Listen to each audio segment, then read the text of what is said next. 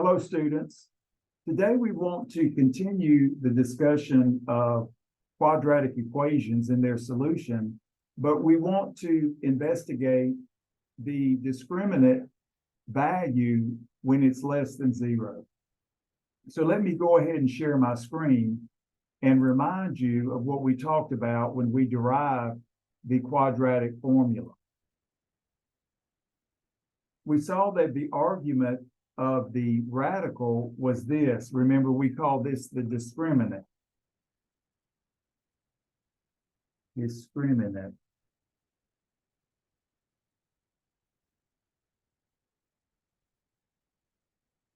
And in the case where the discriminant was 0, this would imply, and again, we're dealing with real polynomials. So remember, ax squared plus bx plus c equals 0.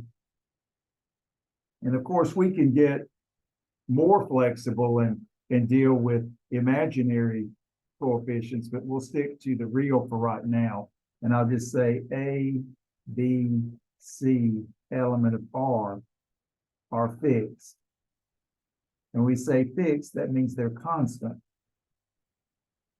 So we investigated the situation where the discriminant was a perfect square, and that gave us basically the AC lemma, which is a technique that we worked on, finding the z and the w, and then factoring by grouping.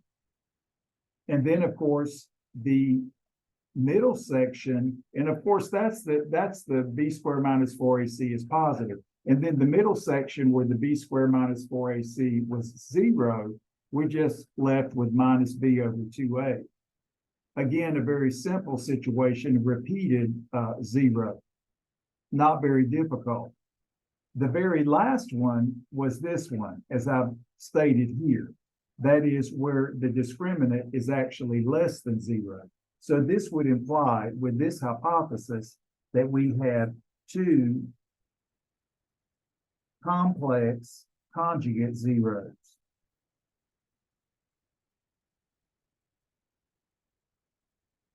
And I'll define what that means. This is a very interesting phenomenon that occurs when you have the real polynomial and the discriminant less than 0.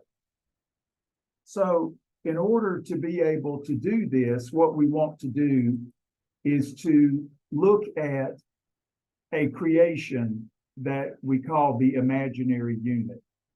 That is, in order to take square roots of negative numbers, we basically have to introduce a new unit which gives rise to a new number system. So that new number system will include not only the real numbers that we already are aware of, but the imaginary.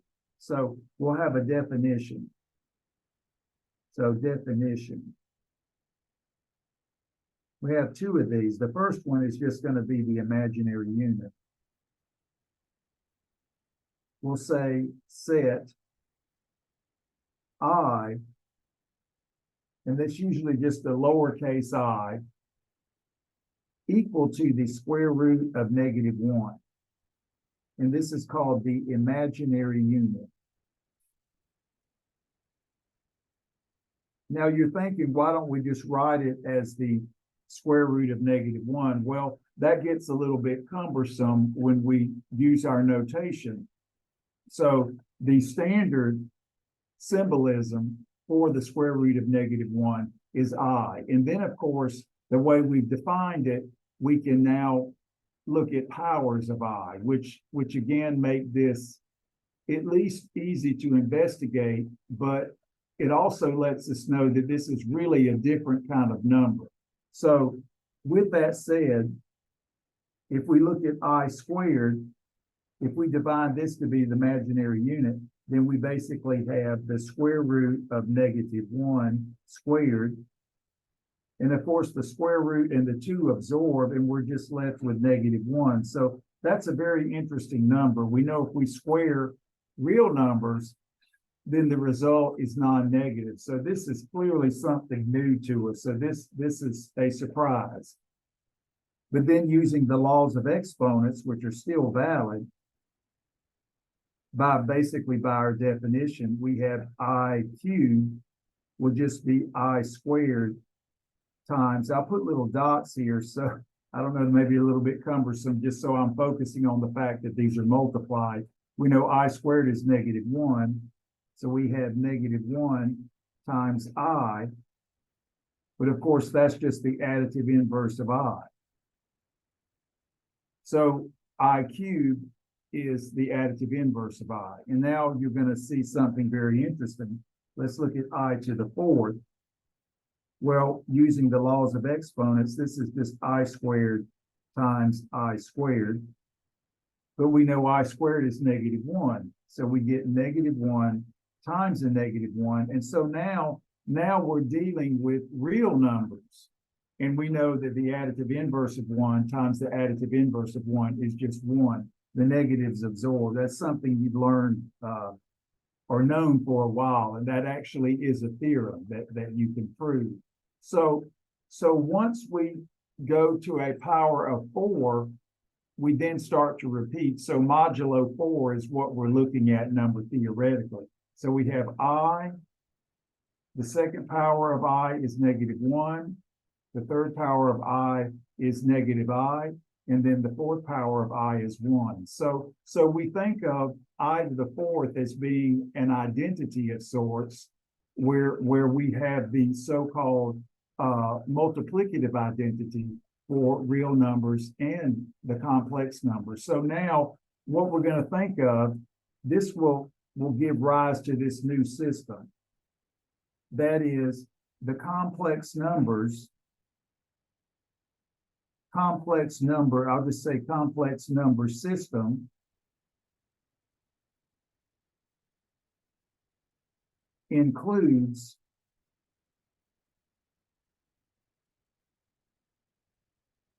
the real numbers and the new so-called imaginary numbers.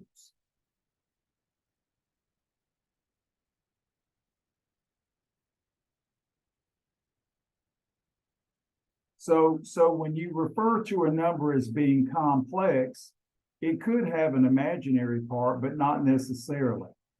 So if we want to specifically denote the fact that a number has an imaginary part, we usually just say imaginary. But just remember, the complex includes both. So what we want to do, and right before I say a little bit more about this, I want to give you just a little exercise here using what we've done here. I to the 19th power. Now, what we can do is use this device with the laws of exponents. So we can see that I to the 19th, let's look for a power of 4. That's just I to the 16th times I to the 3rd. 3 plus 16 being 19. And now, of course, the 16 is just 4 times 4. So we have I to the 4th raised to the 4th times I cubed. But now, of course, I cubed here is -I. So we have -I. And of course, now I to the 4th is 1. So kind of putting in a lot of detail, 1 to the 4th times the additive inverse of I. And of course, of 1 to the 4th is just 1. So now that's just 1 times -I. So we get -I. So what we're seeing is that the powers of I can take on 4 values, namely I, -1, -I, and 1. And that actually forms a multiplicative group, but that's something you're going to learn as you continue on in your mathematical studies. So I just wanted to show you that now you can be a master of the powers of I just using the fact that the values repeat. You have a group of 4 values and they repeat, modulo 4. So this complex number system, again, contains all the real numbers we're used to, and then plus this imaginary unit. And you might be thinking, how do we write these? So what we're going to do is write down a definition of a standard complex number. So we're going to say C, which will be the complex numbers, just a little script C with a slash in it. That's kind of our boldface when we're just writing. This will be numbers that look like this: A plus B times the imaginary unit, such that A and B are real. So the idea is that we now have numbers that basically look like vectors. If you think like an X and a Y coordinate, thinking of a vector or not, or just an ordered pair. So we have this real axis, and then we have an imaginary axis. But this just at least gives us a way to write a standard form. So we think of this representation, as standard form. Standard form. So for instance, here's an example. We like to use Z's and W's when we write complex numbers. Not that that's anything special, but we could say Z is 2 plus 3i. Or we could say W is 1 minus 4i. Okay, so we're going to say a lot more about the properties of these complex numbers. That is, where they have the real and the imaginary part. Sometimes in the notation that you read, we'll say A equals the real part. Say that's Z right here. Z equals A plus BI. We'll say Z in general equals A plus BI. We say A is the real part of Z, and B is the imaginary part of Z. That's just the terminology. Again, the B and the A are real numbers, but we associate A with just a standard real number, and then of course the B is the coefficient of the imaginary unit. That's why we call it the imaginary part, even though it doesn't carry the I with it. So this is a standard way of thinking of complex numbers. Now, again, like I say, I want to say more about the properties, and you'll find them interesting and actually kind of fun, because as we continue in the course and we get to theory of equations, we're going to come back to the complex numbers, these numbers that have imaginary units, at least in the cases where the B is non-zero, and we want to be able to push forward that theory so we have even more understanding when we try to factor polynomials. So back to what we started out with, that is this discriminant being negative. How does any of this help us solve the quadratic equation when this is the case? I mean, we've got a lot of information here, but we still need to know how to set up the quadratic formula when we've got a discriminant that's less than 0. So what we're going to do is make another definition. Remember, definitions are created when we need a base. We need an object that is consistent with the mathematics that we already have, or the mathematics that we've already developed. So what we're going to do is we're going to fix A to be a positive number. Now remember, the way we've defined the complex numbers, the A plus BI, they're not ordered. We don't have like less than or equal to like we have with real numbers. So if I state that A is positive, I'm basically saying there's no imaginary part, but I'm just going to say here A is a real number. So real numbers, just like we're used to dealing with.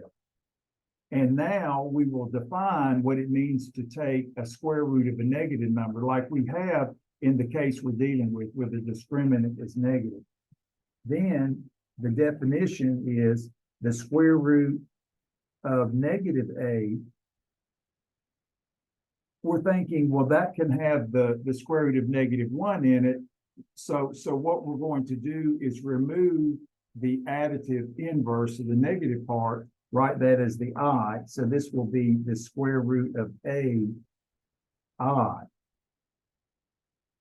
Okay, so now we have a way of symbolizing, at least in a way that we hope is going to be consistent with the laws of exponents when we've got this discriminant that's less than 0. So let's just check. Maybe this doesn't make any sense, but I think we'll find that it does. So now, just as a little check to this, for instance, if we say the square root of -a squared,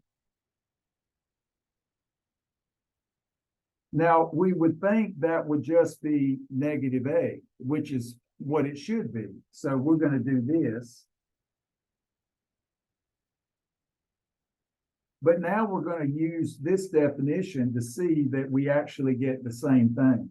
So now we've got the square of the square root of I. And assuming the laws of exponents, again, when the new objects are created, they have to be created in such a way that they are consistent with the mathematics that we already have. Otherwise, they're not going to be of much use to us. So now we have this. We've got the square root of A quantity squared, and of course, I squared. But the square of the square root of A, at least under these hypotheses, is A. And then, of course, I squared is -1, so we get -a.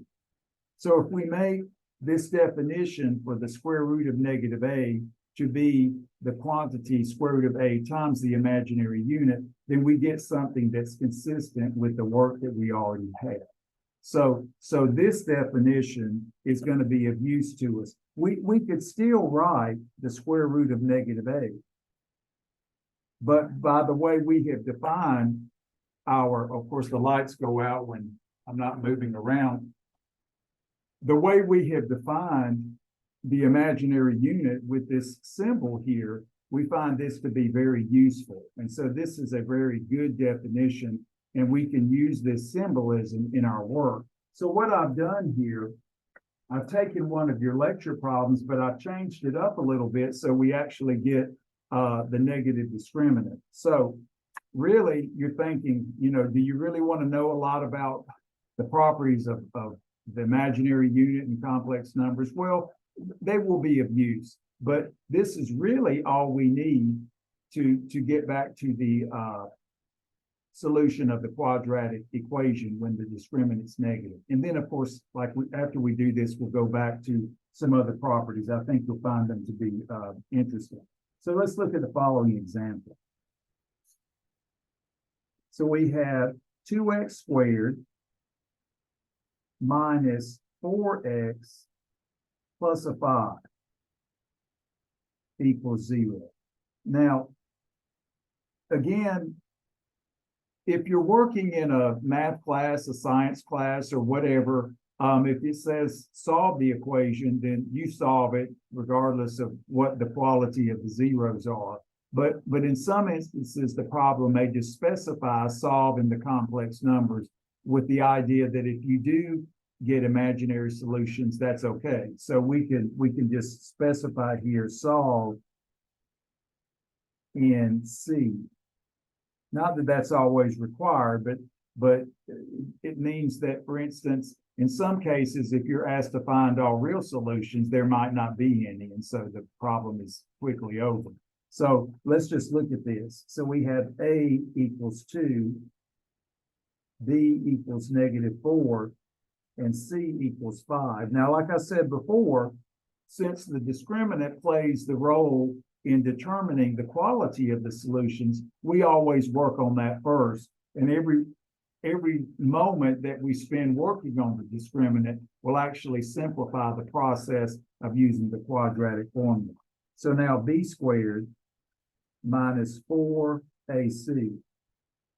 Now, of course, this could be a general way for you to look at solving quadratics now. If you get the perfect square, and it's positive, then you know that you can use the AC limit.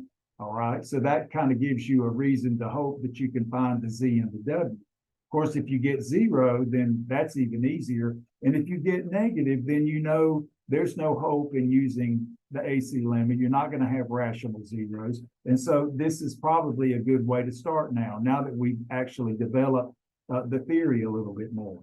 So we have -4 quantity squared minus 4 times a 2 times a 5. Now, I just want to go ahead and factor this since we've got a 4 and everything. Obviously, here the the negative absorbs. So we just have 4 squared. So this will give us a 4. And then we have a 4 minus 2 times 5, which is 10. So we can go ahead and factor that. Now, of course, there's more stuff here. Like I said before, there are 2's in here, but the reason I'm kind of stopping is because I know 4 is a perfect square. So I'll just kind of keep that to the side because that's going to be useful when we reduce the radical. And then, of course, 4 minus 10 is equal to a -6. So this gives us a -4 times a 6. This is clearly less than 0. Okay? So this means, at least under these hypotheses, that we're going to get complex conjugate zeros. And I'll say more about what the complex conjugate is.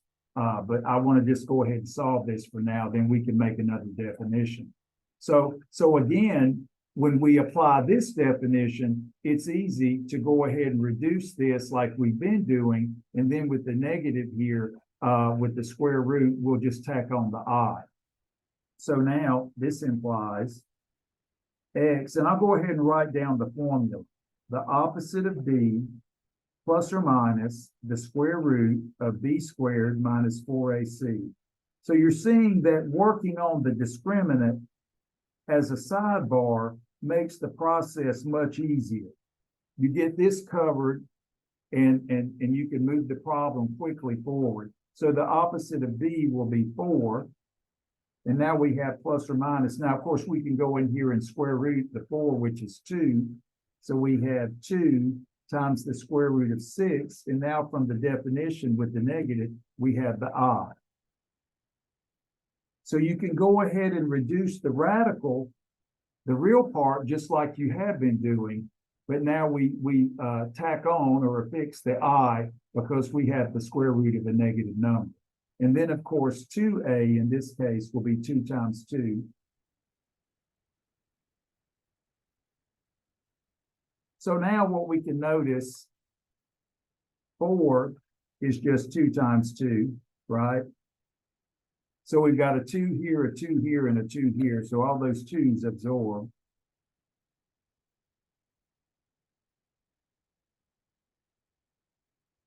So that makes it pretty simple.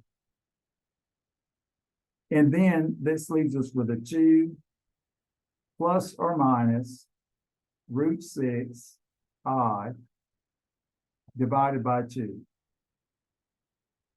Now, there's nothing wrong with the plus or minus, but there is what we call the standard form, like I wrote before, the A plus the BI. So if you want, and you might be required to do this in your homework, they'll say, type your answers in standard form. So that means you need to break up the fraction. So this will be 2 over 2 plus or minus the square root of 6 divided by 2i. Now, of course, the I can just go up in the numerator or it can go to the side. It doesn't matter, just it's multiplied. And then, of course, the 2's absorbed. And we have 1 plus or minus the square root of 6 over 2i. So now this is where we think of the A as being 1 and the B as being root 6 over 2. So the real part, A, again, not the A up here, just, looking at the complex number. A is 1 and B is the square root of 6 over 2. So A being the real part, which is 1, and B being the imaginary part, which is the square root of 6/2. This is what we call standard form. So it doesn't necessarily make the problem incorrect to not write it this way, but this is usually how you see complex numbers written. And if you're asked to do that, you should. So now you can write a solution set, one, just separating things by commas, square root 6/2i, and 1 minus square root of 6/2i.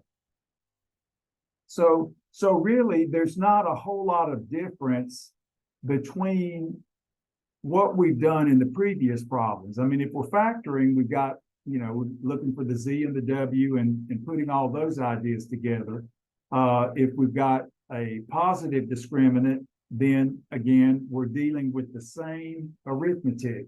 The only difference here is now we have the imaginary unit, and then in order to write the standard form, we usually break up the fraction, whereas with the real zeros, we didn't bother to do that. We just left it as 1 if that was the case.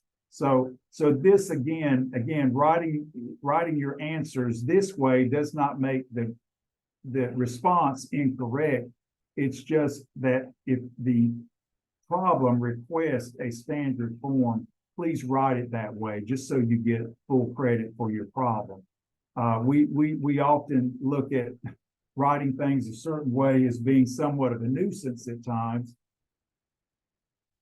I adhere to whatever makes sense in the problem, but again, you will see this in other courses. And unfortunately, the next time you're going to see a lot of complex numbers will be when you take like a complex variables course at the university, if that happens to be your discipline. So complex numbers are fun, and it's a very beautiful discipline in mathematics. Now, what I want to do in this case, or for the next problem, is just to go over another simple quadratic equation and then go back to some of the properties of the imaginary numbers. Here's an example. You might be surprised how simple these are, and this actual problem works with what we call the square root method. So when we look at this, we'll just say solve in C. Now, when we think about the square root method, we could have, we're thinking of an expression squared minus a number, minus some fixed number equals 0. Or we have something squared equals the number. So in that case, you can look at this many different ways. It just depends on how you want to state the result. But if we look at this with putting in the negatives, that is equivalently, we could write this as x squared minus a negative 5 equals 0. So when you look at that, you're thinking, oh, okay, well, I could just kind of reinvent the wheel and do the difference of two squares. So let me show you that you don't have to go back and do the proof, but now you can look at this as how we thought about it when we actually did this proof by looking at the difference of two squares. So now you can look at this and say the u is just the x and the a is the minus 5. So when we think about the square root property, we have to think about taking square roots at this point. So equivalently, we'll have x squared equals negative 5. So I'm going to write this several different ways so you can see what's going on here. And so now this might be the easiest way for you to think about it. So we use the theorem, and that just says x equals plus or minus the square root of negative 5.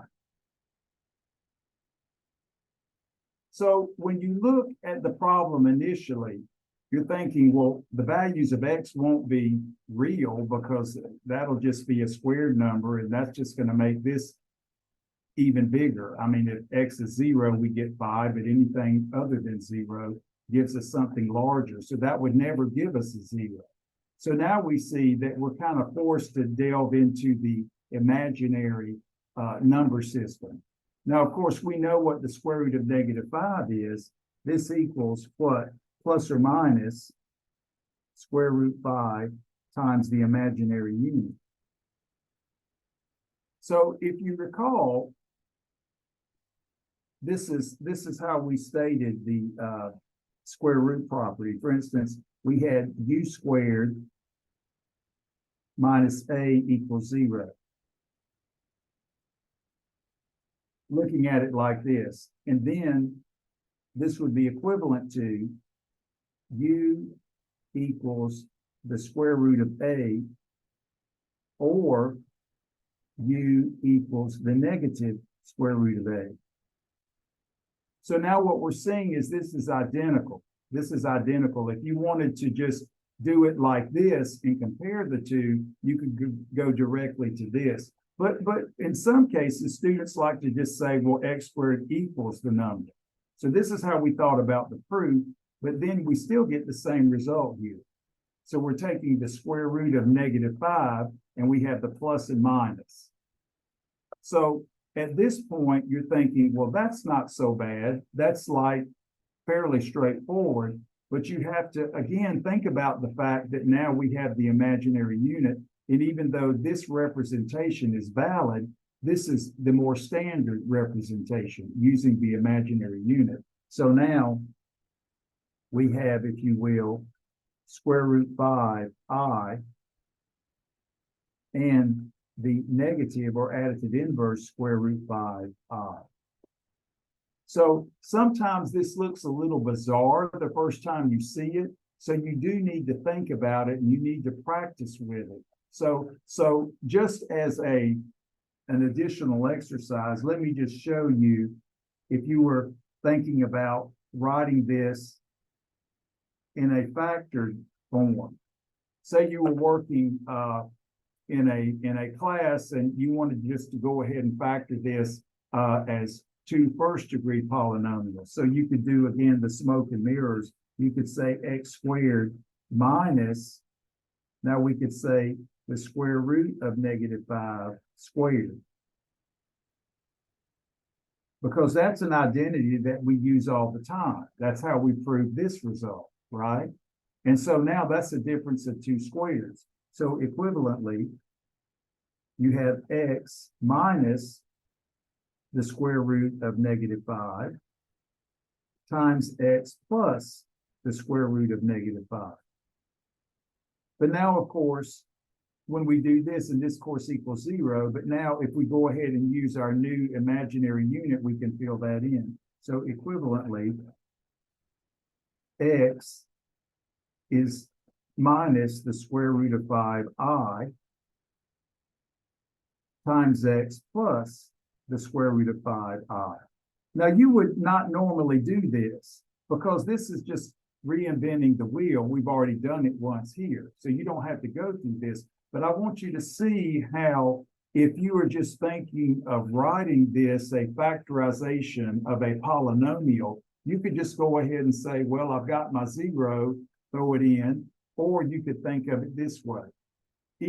Any way you think about it, it should be consistent. So now, of course, by the 0 product, which is basically what this is, you go directly to here. You set each of these factors to 0. So sometimes it's good just to go back and remind yourself how you actually were able to write this theorem. Remember, because there's no first degree term, the process of solving the quadratic equation is easier. So we remember, how did we get the quadratic formula? Well, we completed the square.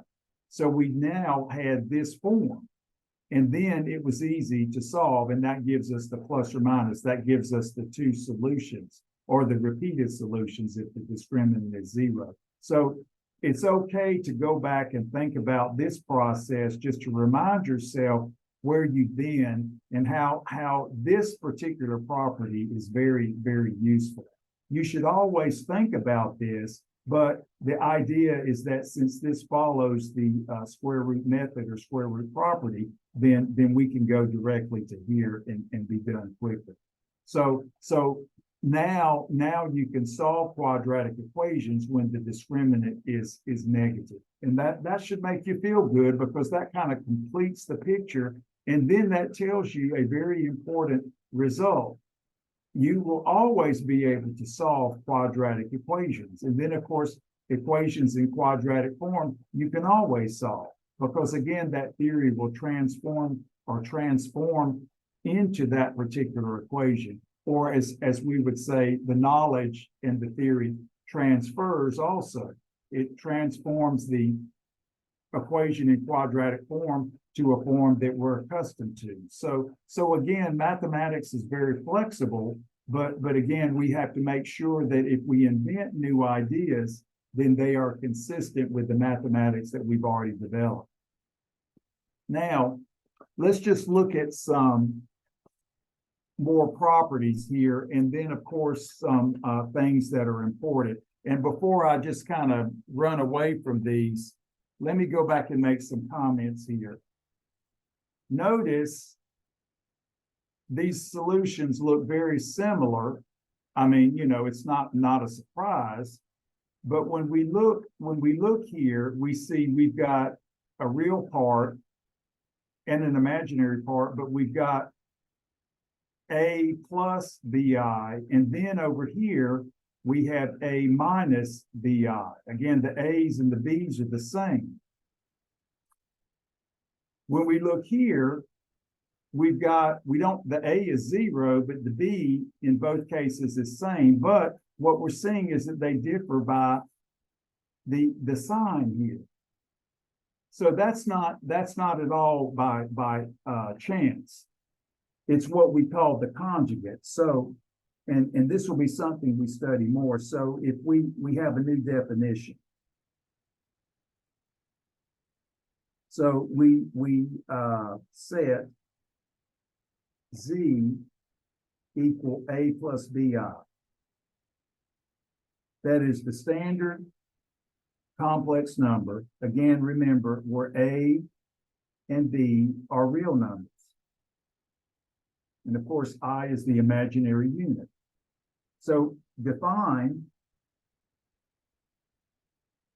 the complex conjugate, just fancy words. Conjugation is what we've done before, where we change like the sign before a radical, a conjugation type method. The complex conjugate of Z as, and this is usually the notation, it's pretty simple. We say Z bar.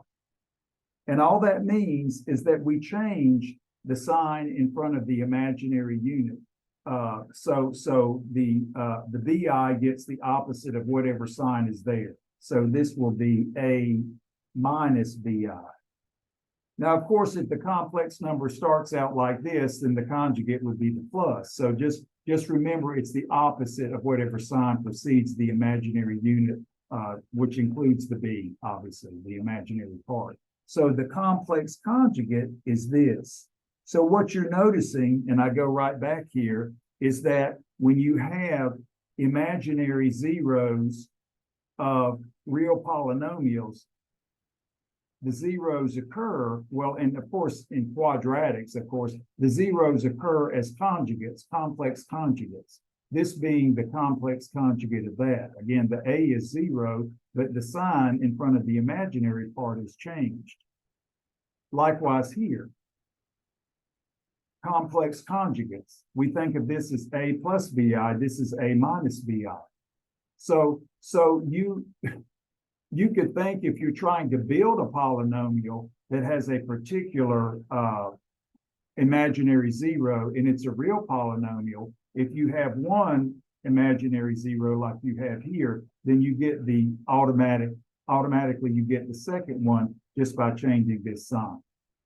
So that is a remarkable property of the complex zeros or imaginary zeros of real polynomials. Now, if you don't have a real polynomial, it's not going to occur that way. So you're thinking that theoretically really gives you lots of information. You're only going to have imaginary zeros of real polynomials when you've got quadratic factors. A linear real polynomial could never produce something imaginary. Because the only way that would happen is if the coefficients were imaginary, and then of course that's not real anymore. So this is giving us a lot of powerful information, basically for free. So one thing that we want to do, we're pretty good with the powers of these objects. When it comes to the imaginary unit, that was pretty straightforward. So what I want to do here is just write down a couple of complex numbers. So here's an example, and we're going to go through some of these ideas.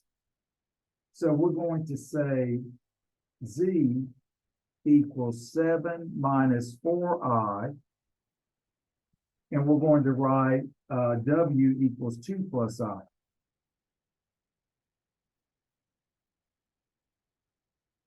And one thing that we want to notice before we do some work with some of these, so this is going to be some of the examples that we do. I want to make a little sidebar here.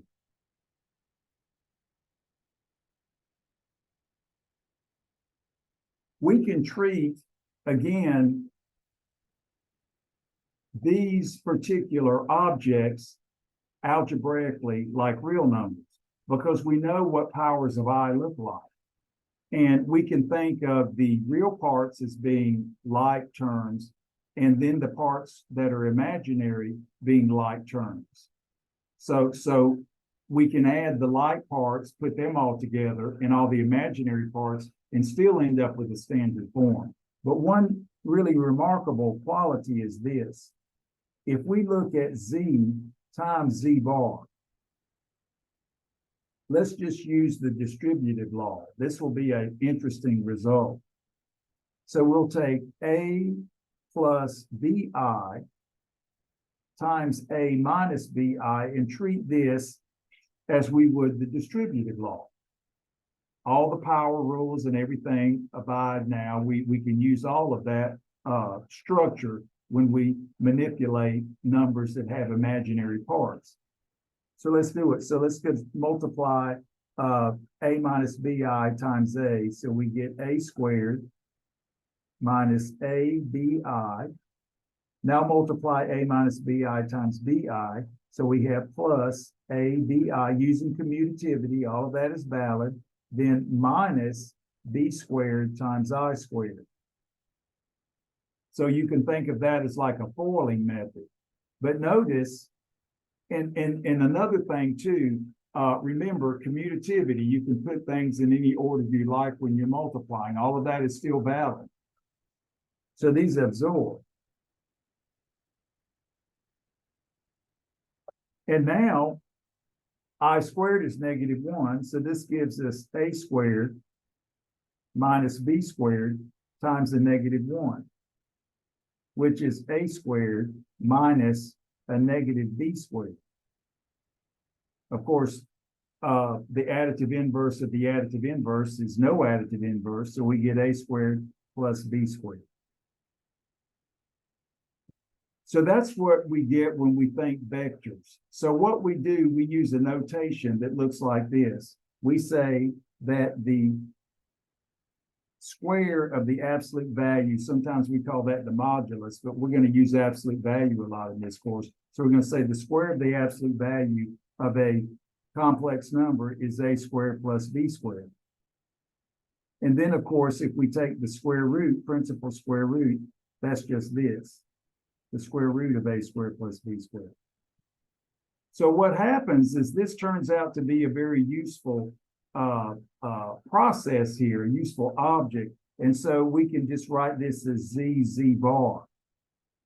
So it may turn out that this will be very useful to us because what we can see here is that there's no I in this. The I is absorbed, so this is real.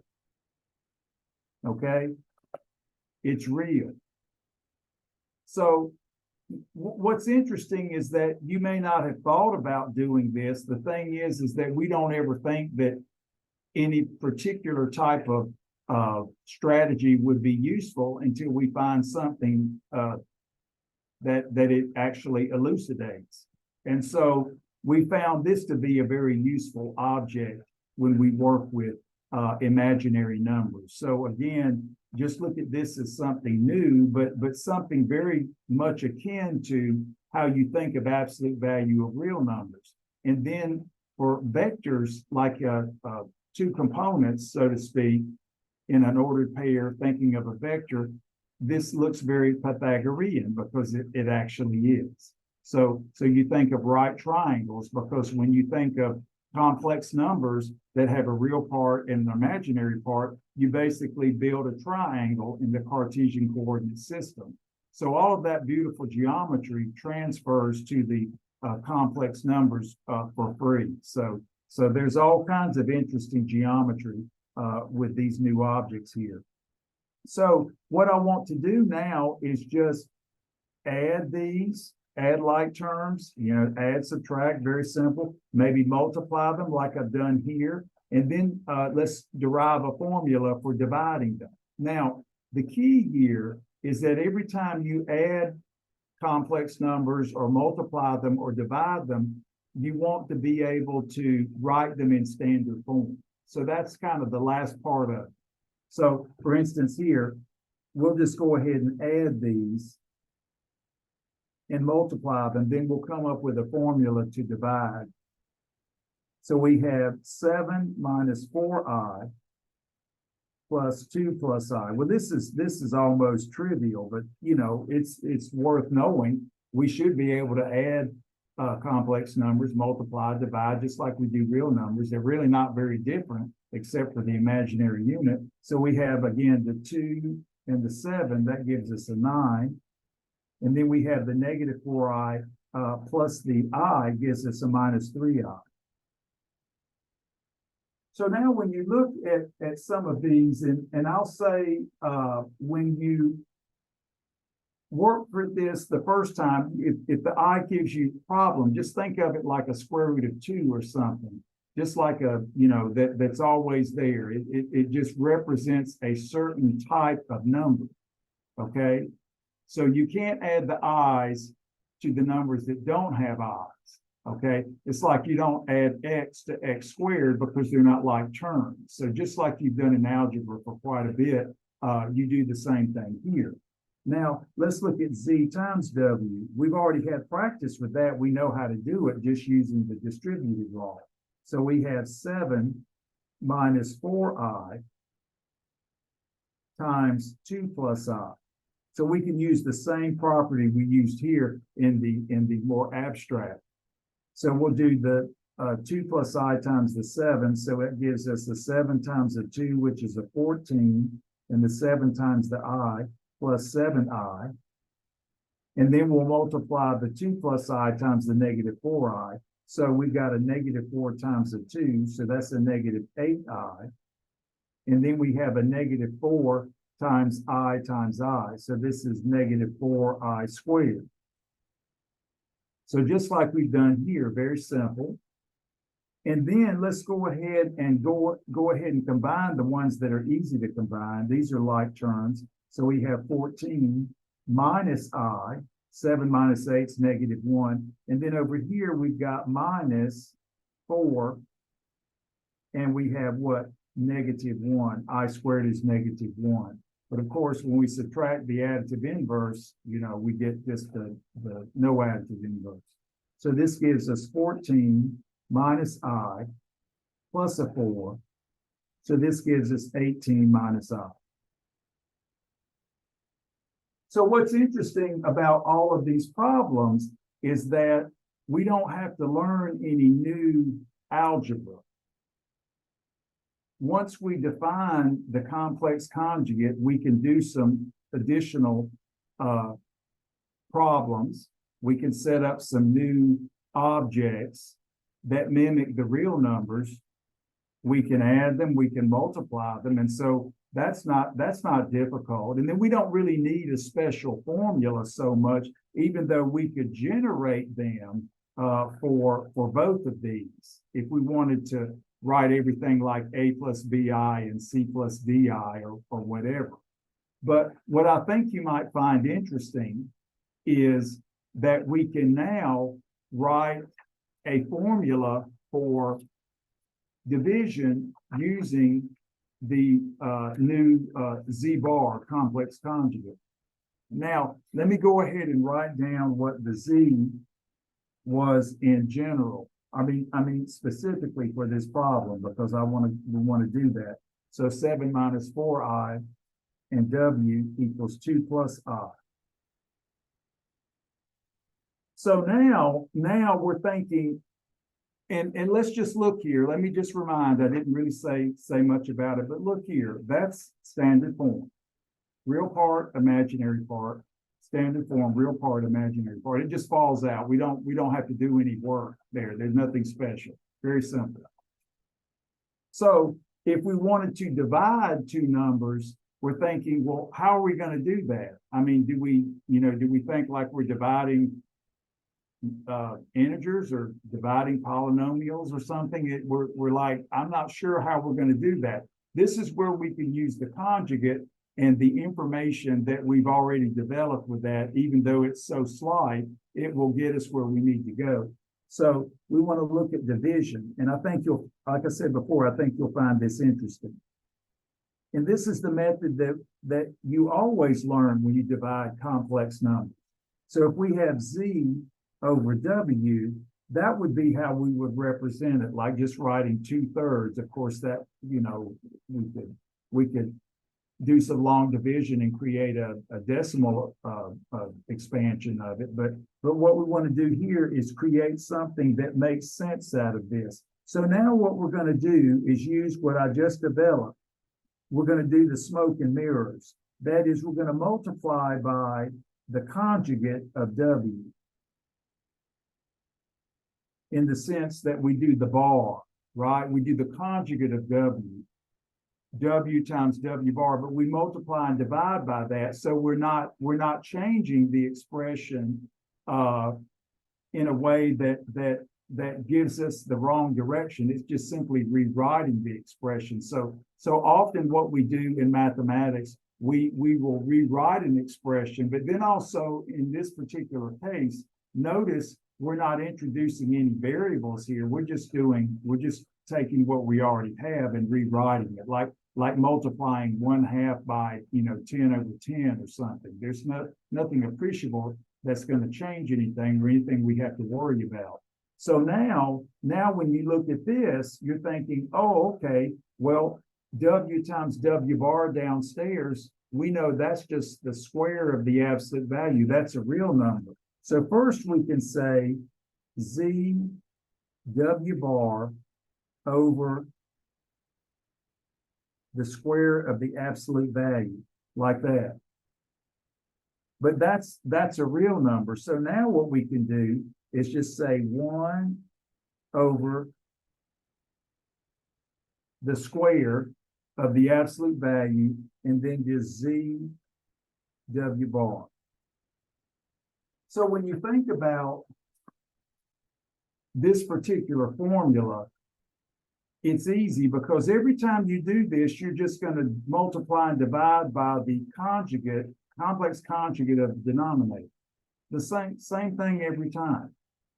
But this is an easy calculation because you just square the real part and the imaginary part and add it up. That's it. So if we needed this, for instance, we do, so I'm going to write it down. This is just going to be 2 squared, and of course the imaginary part is just 1 here, 1 times I, plus 1 squared. That's just equal to 4 plus 1, which is 5. That's it. So we see that we can use the complex conjugate to work into a nice definition of division, because this is just a real number. We're just multiplying Z times W bar times what? 1/5. So that's just off to the left. And then the multiplication we already know how to do. We use the distributive law, collect the like terms, and then we've got our standard form if we just multiply each piece by 1/5. So that's a way we can get to the standard form, at least in a way that's straightforward. So let's finish the problem. Let's just go ahead and write it down. So Z over W, again, is 1/5. And now all we have to do is just multiply everything. So I'll just use the brackets. So we'll say 7 minus 4i. But now, of course, we need W bar. So that's 2 minus I. So over here, if you want, you can just go ahead and remind yourself that W bar is just changing the sign in front of the imaginary part right there. So this doesn't have to be overly complicated. You can just use this device and it'll never fail you. So let's finish. So we get 1/5. And then we can do the FOIL. So we're going to multiply 2 minus I times 7. So that's a 14 minus the 7i. And then we can multiply the 2 minus I by the negative 4i. So that'll be a negative 8i. And then, of course, negative is a positive. So we get plus 4i squared. So all the algebraic theorems that we use with real numbers, we certainly use with complex because of the way we define them. There's no reason that we wouldn't have all of these. And that's basically why we make definitions in mathematics that work with what we already have. So this is 1/5. And so now the parts we know, we can add these guys together and get negative 15i. So we have 14 minus negative 15i. And then, of course, we have 4 times I squared. The I squared is the negative 1. So that just gives you minus 4. So remember, I squared, that's where it all started, is just negative 1. So now we can add everything. So we have 1/5. And 14 minus 4 is 10 minus 15i. So now for the standard form, we'll just say, okay, this is 10 over 5 minus 15i over 5. But of course, we can reduce that to 2 minus 3i. So when you look at this process, this is more complicated than just plain multiplication or adding something, adding the complex numbers or subtracting them. So the key, again, this is what? Standard form. Now, when you think about it, this is rather ingenious, but it's not surprising. It's not surprising at all, because if you noticed here, when we multiply the complex number times its conjugate, then all the imaginary part absorbs, and we're just left with a real part. Okay, so that makes it so much simpler. So with that particular part of the problem, we no longer have to worry about the division here. We don't have any imaginary parts. So this particular strategy here has now introduced just a real number here. So let's just division by a real number, so we can just move it to the left, go ahead and compute it, right? And then you just got your 1/5 right here. And then the Z times the W bar is easy to do just by the distributive law, just being sure that you write W bar instead of W. And so there's your formula right there. And that's really easy to remember, actually. If you think of Z over W, then you have your 1 over W squared, which is where you're just thinking the A squared plus the B squared, right? The real part squared plus the imaginary part squared. And then, of course, the Z times the W bar. And I think the bar notation is kind of interesting because it's easy to remember. What we're going to find is that the bar, the conjugation, has really nifty properties. Now, I don't want to talk about them right now because we don't need them. But when we get to the theory of equations, there will be more use of the complex conjugate. And I think you're going to find those properties to be very interesting and not at all surprising. So there are going to be some properties of complex conjugation when we deal with products and sums and quotients that will not be surprising at all. And if you get bored, you might as well go ahead and start investigating them. So let's just recap. The key to what we're doing today is being able to solve quadratic equations for all the different categories. That is, the discriminant is positive, the discriminant is 0, and the discriminant is less than 0. Now we can cover all of the cases because we've introduced the imaginary unit. So practice working with the complex numbers in the imaginary unit, the properties and all, and then practice solving your quadratic equations when the discriminant is negative. Don't certainly let any problems you do hold you back. You can always make up problems, but the majority of the problems for now will always be integer polynomials, where basically you've got integer coefficients. We could be a lot more elaborate, but right now we're going to be very busy with integer polynomials as we work through the course. So we're done with this part, and then of course we will look forward to looking at some problems with radicals in the next section. So we're done. Thank you.